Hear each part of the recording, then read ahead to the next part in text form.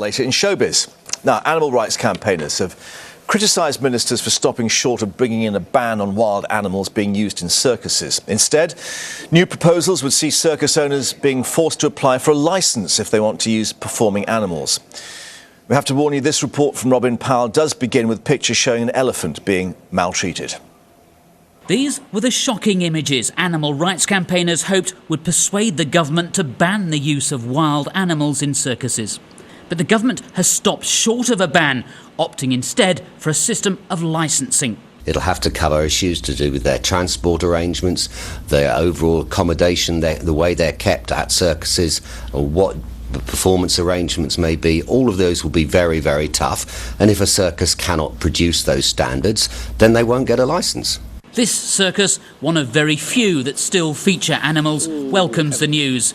It hopes licensing will stop councils discriminating against responsible circuses. We've always wanted regulations because it stops all the silliness that we have to deal with on a daily basis. So whenever we've had inspections by DEFRA vets, they've always been positive. And so we have nothing to hide, and we're delighted that, as I say, common sense has prevailed. Those who'd campaigned for a ban on circus animals say the overwhelming majority of the British public will be disappointed the government hasn't gone further. A new opinion poll shows 71% of people in favour of a ban, with just 21% opposed to it.